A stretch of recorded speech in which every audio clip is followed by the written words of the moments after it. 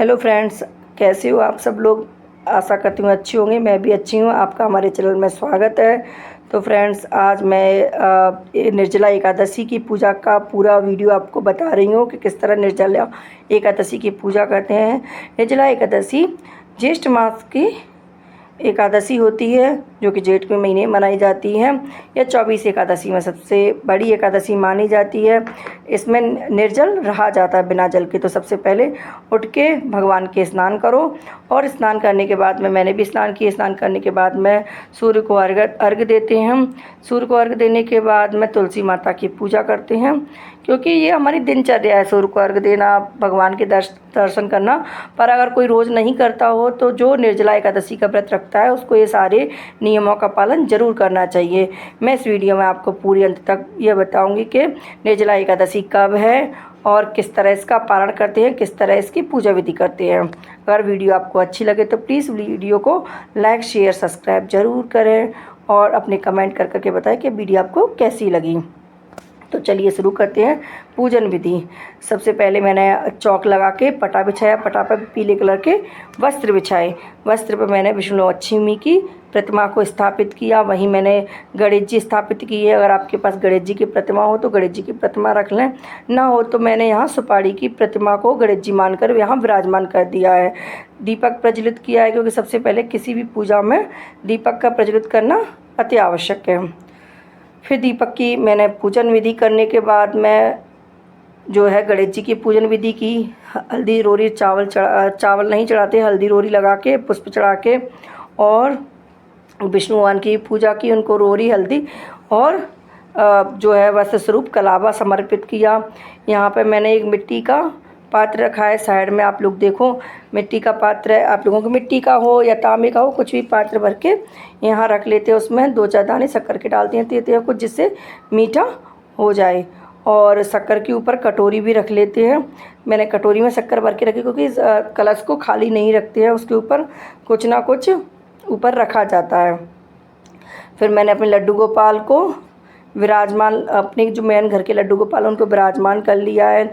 लड्डू गोपाल को वैसे स्नान करके मैंने इसलिए नहीं बताया, क्योंकि भाई घर के लड्डू गोपाल है तो मैं उनको स्नान ऐसे सबके आगे नहीं कराती हूँ। तो मैंने स्नान करा के उनको चरणामृत से स्नान करा के उनको रख दिया है। जो चिन्नामृत होता है अपना, पूरा उससे स्नान कराने के बाद में विराजमान कर दिया। उनको वस्त्र पहना दिए और उनको अच्छे से रोरी चंदन लगा दिए। फिर उनके ऊपर पुष्प समर्पित कर दिए हैं। पुष्प समर्पित करने के लिए बाद मैं भगवान से प्रार्थना करूँ कि हमारी कोई गलती हो तो क्षमा कर देना भगवान। और एकादशी इस वर्ष 2026 में 25 जून को पड़ रही है। 25 जून को जिसका कि शुभ मुहूर्त बुधवार 24 जून से प्रारंभ होकर 24 जून 6:15 से प्रारंभ होकर 25 जून 8 बजे तक इसका शुभ मुहूर्त है। और इसका पारण भी दूसरे दिन, जो कि 26 जून को होगा।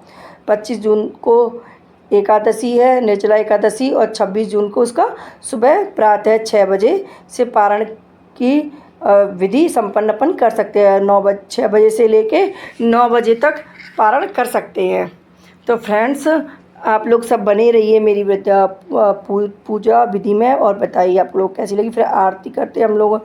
पूजा समाप्त कर ली। पूजा समाप्त करने के लिए आरती करी, और फिर कथा अपन करेंगे, जो कि एकादशी की कथा करने के बाद में ही पूरी पूजन विधि होती है। और भोग समर्पित किया भगवान को। एकादशी की कथा सब लोगों को सुननी चाहिए। एकादशी की कथा का बहुत बड़ा महात्म्य होता है। यह बहुत निर्जला एकादशी बहुत कठिन होती है। आप नहीं, अगर कोई व्यक्ति पूरे दिन निर्जल रह सकता है, अगर निर्जल भी ना रह सके तो वो पशु बनकर भी पानी पी सकता है। फ्रेंड्स, दूसरे दिन जब हम पारण करते हैं तो पारण करते हैं तो हम सबसे पहले खाना बनाते हैं। तो हम गऊ को खाना खिलाते हैं। गऊ को खाना खिलाने के बाद में, ये मैं 26 तारीख की विधि बता रही हूँ। तो हम गऊ को भोजन कराने के बाद में कुछ भी अपन पे बन जाते हैं, गाय की रोटी। फिर हम किसी अपने मान पक्ष को भोजन कराएं। मान पक्ष को भोजन कराने के बाद ही हम पारण करें। और 25 जून को ये सारा अपन ने पूजन विधि करने के बाद में फिर ये जो हमने पानी का पात्र रखा है, बिजना रखा है, उसको हम शाम को 25 जून को मंदिर में दान कर सकते हैं, या हम किसी अपने जो मान पक्ष को उसको दान कर सकते हैं। तब हम अगर हम पे पानी पी के रहा जाए तो हम बिना पानी के रहा जाए तो हम बिना पानी के भी 25 जून को जो निर्जला एकादशी को रह सकते हैं। अगर हम पानी और हम पे नहीं रहा जा रहे हैं, हम बीमार हो रहे हैं, परेशानी आ रही है, तो हम पानी भी एक समय पी सकते हैं। साय के समय हम पानी पी सकते हैं किसी को पिलाने के बाद में। जैसे हम किसी बच्चे को पिला देते हैं या मंदिर में किसी पुजारी को पिला के आते हैं, तो हम फिर अब जल भी ग्रहण कर सकते हैं। और हमारी 25 जून की पूजा हो गई पूरी। फिर इसके बाद हम दूसरे दिन भी ऐसे ही करते हैं, अच्छे शुद्ध भोजन बनाते हैं। भोजन बना के किसी को सबसे पहले किसी को खाना खिला, फिर उसके बाद में हम खाना खिलाने के बाद में फिर खुद भोजन ग्रहण करते हैं। पर लेकिन इसमें हम किसी भी तरीके से तामसिक भोजन का एक दिन पहले से हम तामसिक भोजन का ग्रहण नहीं करते हैं।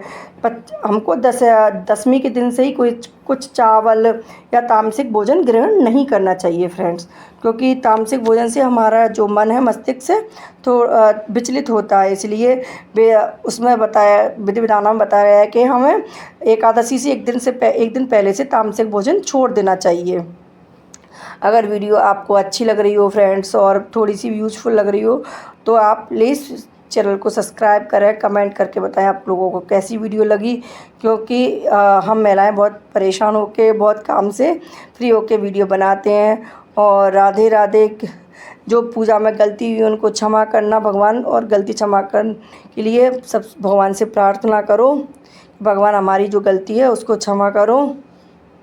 इसी तरह मैंने आपकी 25 जून तक पूरी पूजन विधि बताई है, और 26 जून को पारण विधि भी बताई है कि पारण किस तरह से करना चाहिए। तो आप लोग वीडियो को पूरा लाइक करें, शेयर करें।